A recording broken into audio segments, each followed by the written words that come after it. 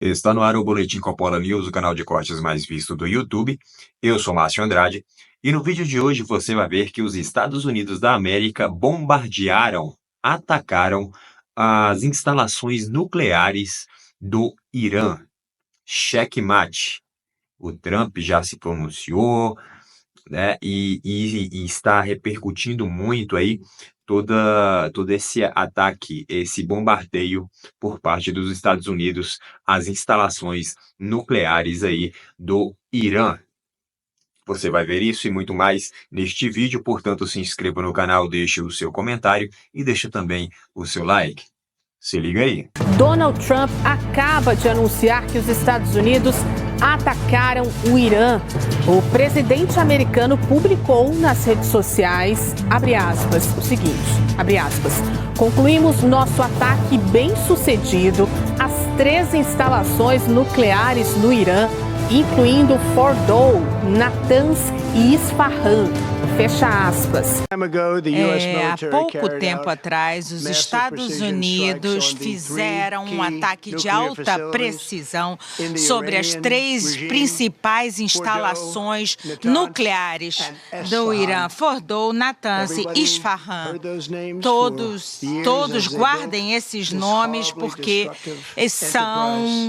foi um ataque de alta precisão com o objetivo de destruir a capacidade nuclear iraniana para que eles deixem de ser uma ameaça nuclear e do terror. E isso é muito importante para o mundo.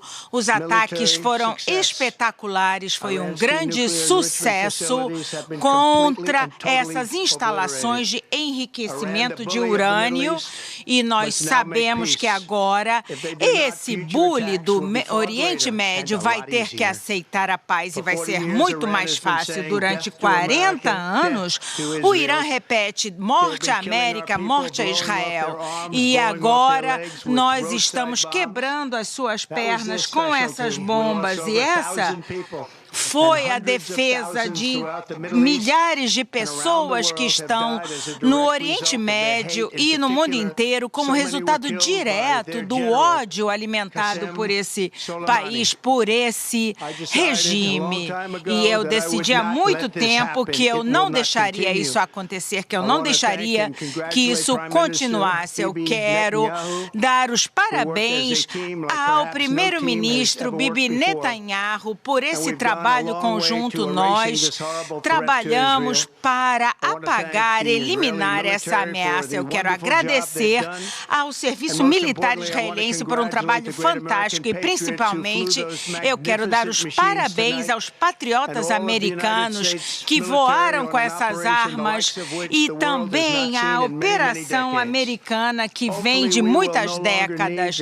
E nós esperamos que não precisemos mais do serviço deles nessa capacidade. Eu também quero dar parabéns a toda a equipe, ao general espetacular que trabalhou conosco e também as mentes brilhantes que fizeram essa operação junto conosco.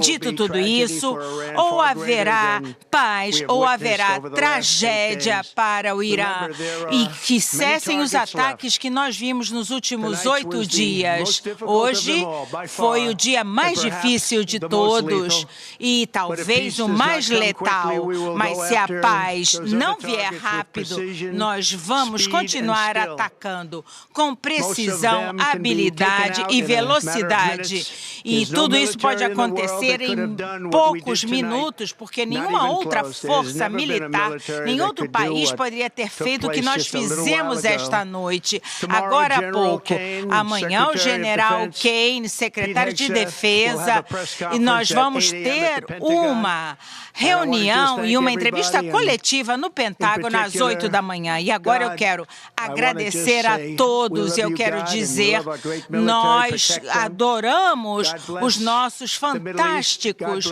serviços militares, nós esperamos que Deus abençoe a América. Muito obrigado. Caio, o Brasil deve adotar um tom neutro?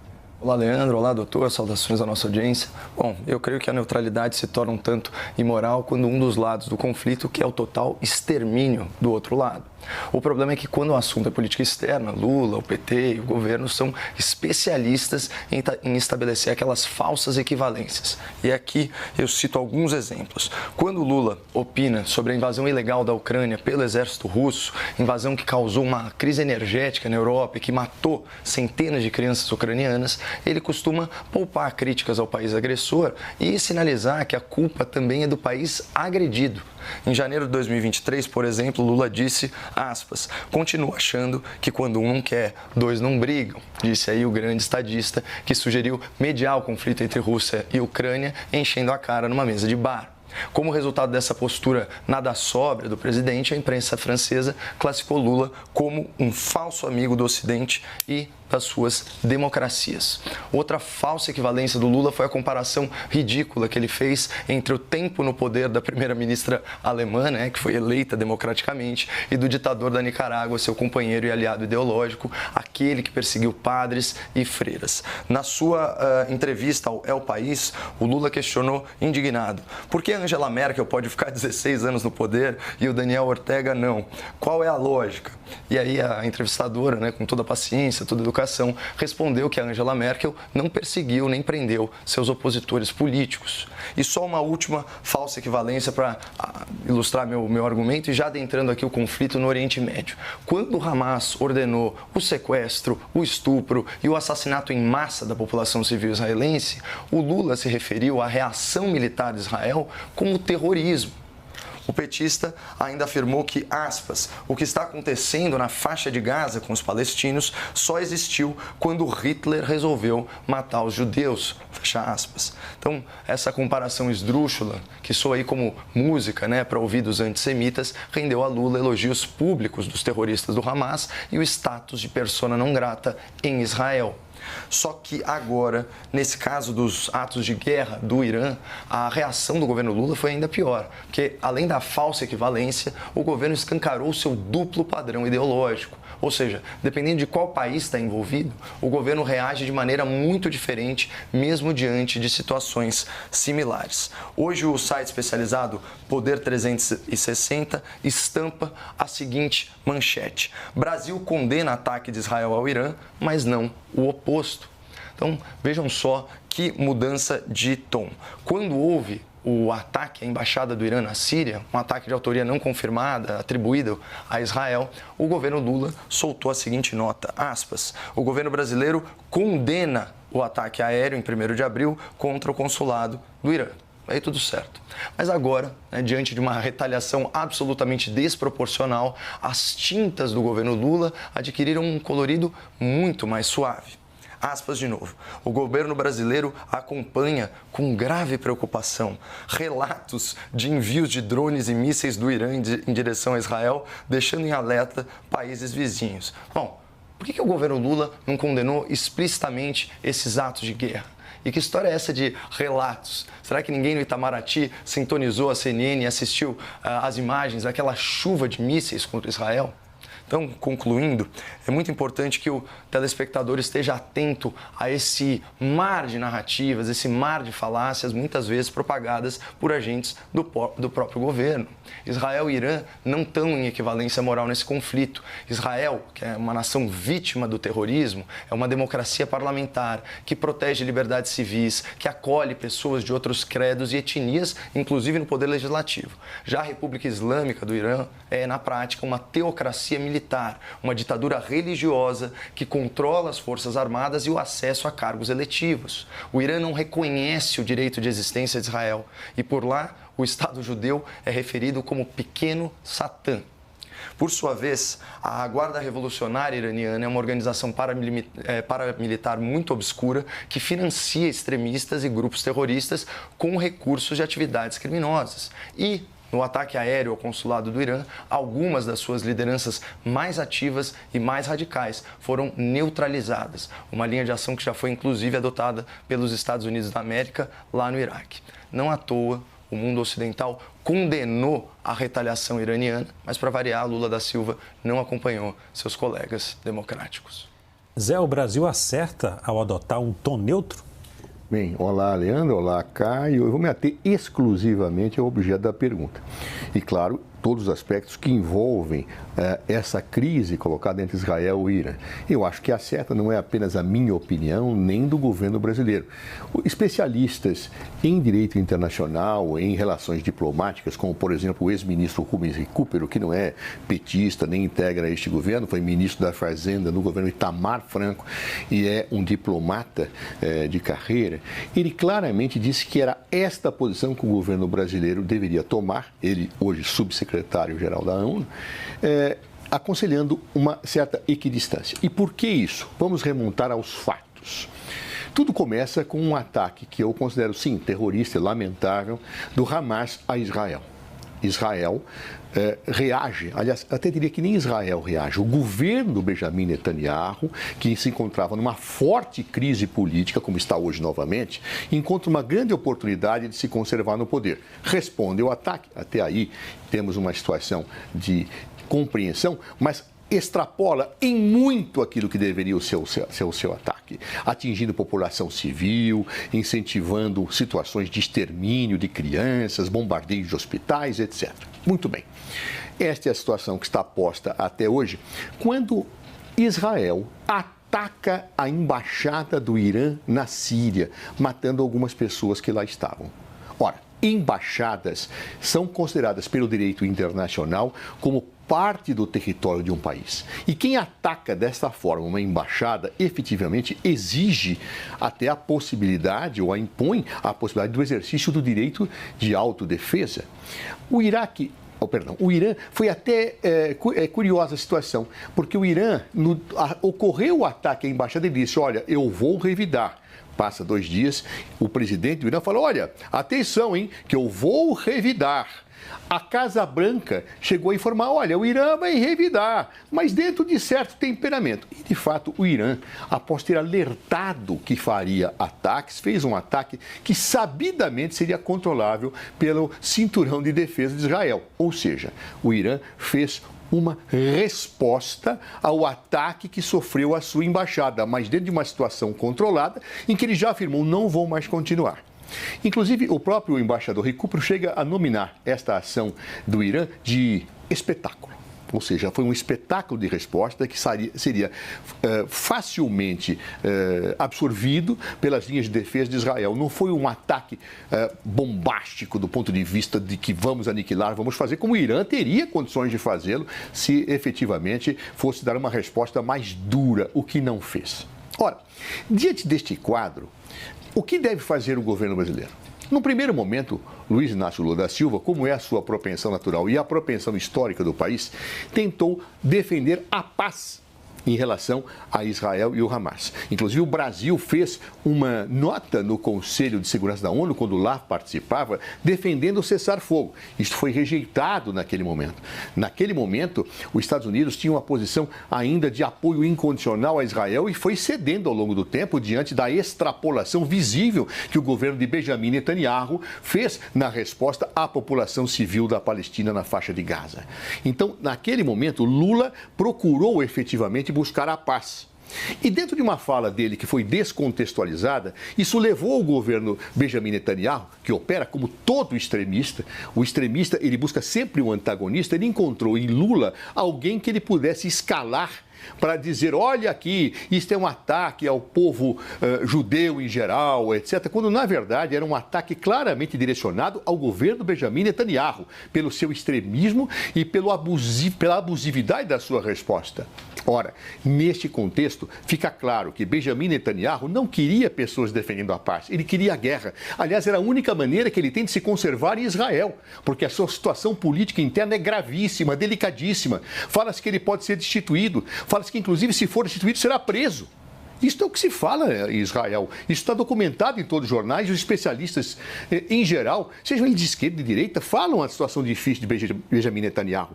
Ou seja, para ele, a radicalização da guerra é um elemento de sobrevivência política e talvez até pessoal.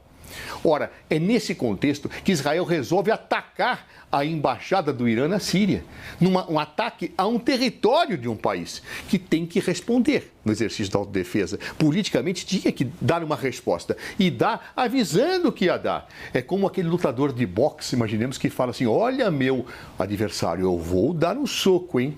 Olha que eu vou bater aqui no lado direito, hein? Olha que eu vou fazer. Ou seja, uma coisa controlada, uma resposta que ele, dentro da política internacional, da forma em que ela é feita hoje, ele tem que fazer, e uma situação, portanto, que exige do Brasil uma equidistância. Os especialistas recomendam que assim seja feito, e é natural que seja para que Benjamin Netanyahu, mais uma vez, não distorça as palavras do presidente brasileiro para tentar crescer numa política em que só o antagonista para ele resolve seus problemas políticos internos e internacionais. O Lula está criticando o Trump referente às ações que ele irá tomar lá na Palestina.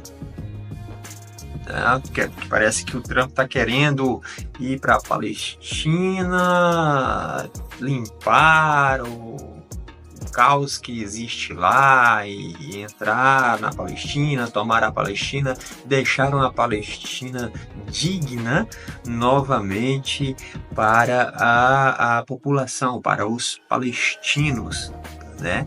E para limpar a Palestina, obviamente que os ratos terão que sair da Palestina, que é justamente o Hamas. O Hamas é que manda ali na faixa de Gaza, né? E o Trump está querendo realmente entrar com muita força ali contra o Hamas e pegar ali e fazer algo pelos palestinos, porque os palestinos vivem ali em um regime muito autoritário, né? Um regime de ditadura ferrenha, né? Um regime de vida ou morte. E o Hamas, eles usam os palestinos como escudo. Então o Donald Trump está querendo implementar todas as suas políticas e para que isso aconteça, com certeza vai haver um certo conflito ou um conflito direto com o grupo do Hamas. E aí o Lula aqui no Brasil, perante essa notícia de que o Trump vai executar essa política essa ação lá na Palestina, ele simplesmente vem à mídia dizer que o Trump está querendo fazer uma loucura, que muitos palestinos irão morrer e que etc, etc, etc.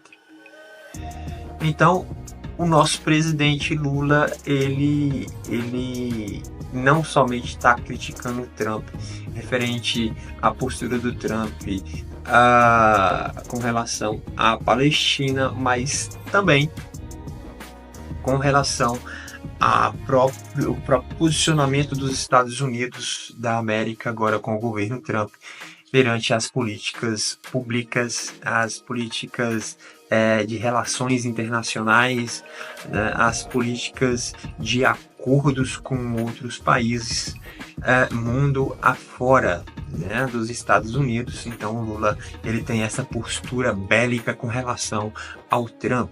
Ele não tinha postura bélica com relação ao Biden, mas tem com relação ao Trump, porque o Trump é do Partido Republicano, ou seja, o Trump representa a direita de volta ao poder nos Estados Unidos da América, e todo mundo faz cara feia para ele.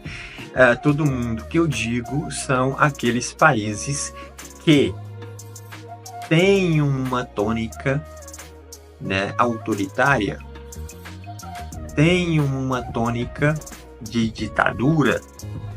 Obviamente que esses países que têm essas características vão fazer birrinha com Donald Trump, vão querer entrar em confronto com Donald Trump, e Donald Trump tá cagando para essas autoridades desse país, para os presidentes desse país, porque no fundo, quem manda na bagaça toda é justamente os Estados Unidos da América e não necessita em absolutamente desses países para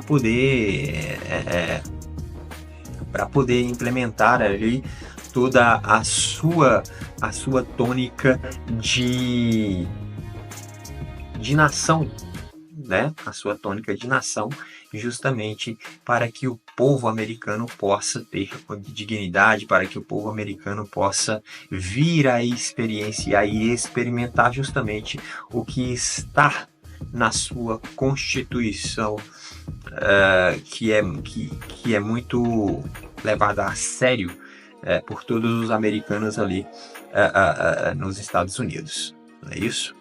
Então o Lula tem aí essa tendência ao confronto, essa tendência a sempre repelir as ações do Donald Trump perante o mundo e também, e consequentemente, aqui no Brasil. No vídeo aí ele fala que o Trump tem que esquecer os outros países e cuidar do seu terreiro, cuidar do seu próprio país, cuidar do seu próprio povo e esquecer os outros países, não querer ficar aí tentando governar outros países. Só que o Lula esquece que existem relações internacionais, comerciais, diplomáticas, etc, etc e etc. Parece que ele não está muito interessado nisso. O Brasil está caindo aí em frangalhos, está em frangalhos aí economicamente, e o Lula me parece que não está nem um pouco preocupado com isso. Agora imagine se vir sanções, tarifações, né, para o Brasil, né, dos Estados Unidos para o Brasil. A política econômica do Brasil melhora ou piora? Vamos ver o que é que o Lula vai fazer com relação a esse mecanismo de parceria, né, Brasil-Estados Unidos. Se inscreva no canal, deixa o seu comentário e deixa também o seu like. Até breve.